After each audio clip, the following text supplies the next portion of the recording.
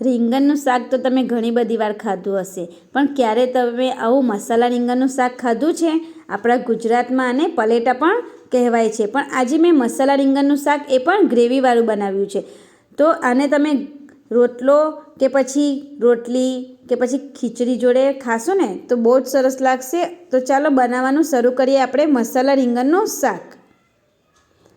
Hi friends, હું છું કીર્તિસ કિચનમાં તમારું સ્વાગત કરું છું. પહેલાં આપણે એક વાસણમાં પાણી લઈ લઈશું અને રીંગણને એની અંદર ગોળ ગોળ પીસમાં કટ કરી લઈશું. આ રીતે તમે પાણીની અંદર કટ કરશો ને તો રીંગણ તમારા ક્યારેય કારા ના પડી જાય. એટલા માટે આપણે પાણીની અંદર જ એને કટ કરી લેવાના છે. બધા જ રીંગણ કટ થઈ જાય પછી એને સરસ ધોઈને એક પ્લેટમાં આ રીતે આપણે એને ઉપર રાખી દેવાના છે. આ રીતે સરસ રીંગણને રાખી દઈશું. પછી એના ઉપર થોડું ચમચીની મદદથી અડધી ચમચી જેટલી હળદર, જેમ કે બધા જ રીંગણ ઉપર આવી જાય ને એ રીતે આપણે હળદર નાખી દેવાની છે અને એને સરસ એક રીંગણની મદદથી સરસ એને આપણે એક પલેટાની મદદથી આ રીતે ઘસી લેવાની છે. આ શાક બહુ જ સરસ સ્વાદમાં લાગે છે અને બહુ જ સરસ ટેસ્ટી હોય છે. ઘરમાં બધાને જ બહુ ભાવશે. સ્પાઇસી અને તીખું બને છે પણ બહુ ટેસ્ટી બનીને તૈયાર થઈ જાય છે. તો તમે એકવાર આને જરૂર ટ્રાય કરજો. આ રીતે આપણે બધા જ રીંગણના ઉપર હળદર લગાવી લઈશું અને પછી એના ઉપર એને ફરીથી આ રીતે ફેરવી દેવાના છે અને એને પાછળની સાઈડ પણ એ રીતે હળદર આપણે લગાવી લેવાની છે. આ રીતે તમે બનાવશો ને તો બહુ જ સરસ બનીને તૈયાર થશે અને એનો કલર પણ બહુ સરસ આવશે અને એનો ટેસ્ટ પણ એકદમ અલગ જ આવશે. તો આ રીતે આને પણ આપણે એક પલેટાની મદદથી બધા ઉપર હળદર આ રીતે લગાવી લેવાની છે. પછી એની ઉપર આપણે બધા જ રીંગણ ઉપર હળદર લાગી જાય ને એટલે પછી આપણે તમે જુઓ છો આ રીતે બધા રીંગણ ઉપર આપણે હળદર લગાવી લેવાની છે.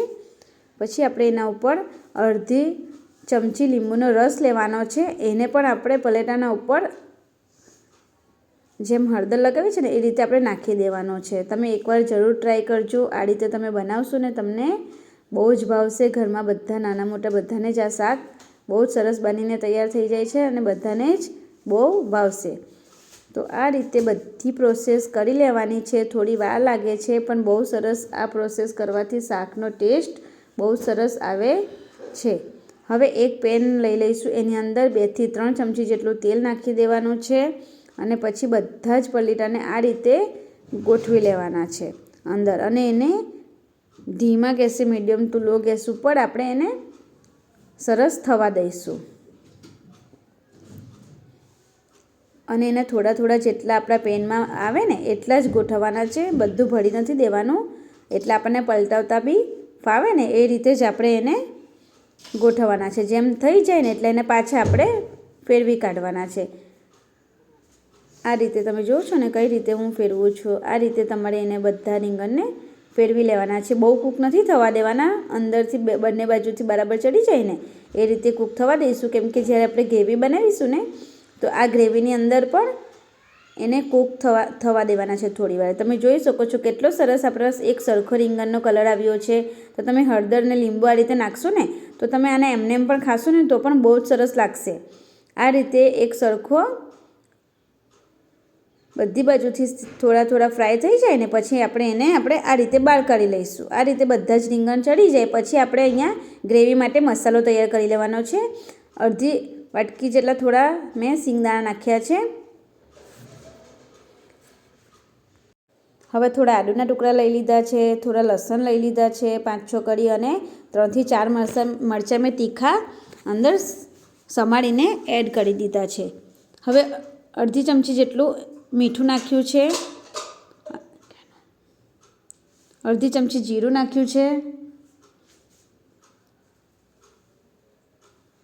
અને થોડા કોથમીરના પાન નાખી દીધા છે. આ રીતે એક અલગ ગ્રેવી બનીને તૈયાર થશે. એટલે આ મસાલો આ રીતે બનાવશો ને તમે તો આની બહુ જ સરસ ગ્રેવી બનીને તૈયાર થાય છે અને સરસ આપણે વાટી લેવાનું છે. હવે આપણા પલીટા પણ બરાબર કમ્પ્લીટ ફ્રાય થઈ ગયા છે. તો આપણે એ જ પેનની અંદર 2 થી 3 ચમચી તેલ નાખી દઈશું અને જે મસાલો આપણે વાટીને તૈયાર કર્યો છે ને એ મસાલો અહીંયા આપણે આની અંદર એડ કરવાનો છે. આપણે આની જ ગ્રેવી બનાવવાની છે.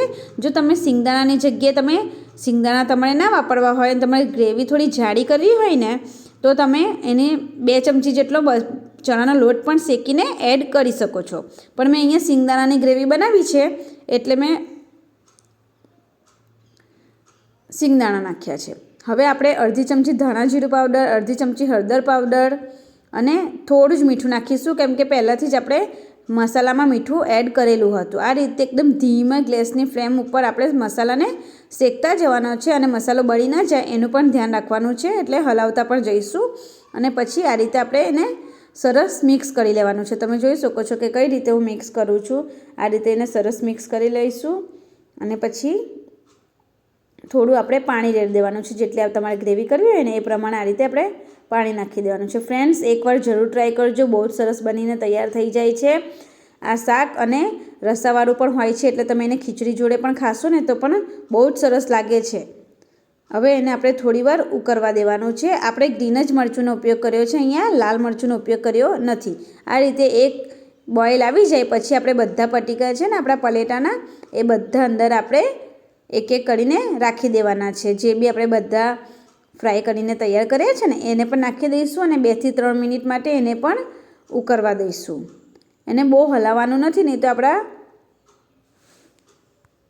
આ રીતે નાખી દઈશું અને 2 થી 3 મિનિટે તમે જોઈ શકો છો કઈ રીતે ઉકળે છે. આ રીતે ઉકળવા દઈશું તો તમે જોઈ શકો છો કે આપણું સરસ ગ્રેવીવાળું શાક બનીને તૈયાર થઈ ગયું છે.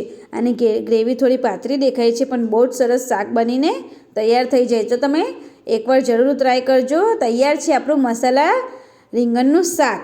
તો જો ફ્રેન્ડ્સ તમને મારો વિડીયો ગમે ને તો મારા વિડીયોને લાઇક, શેર, કમેન્ટ અને મારી ચેનલને સબસ્ક્રાઈબ કરવાનું ના ભૂલતા. Thank you.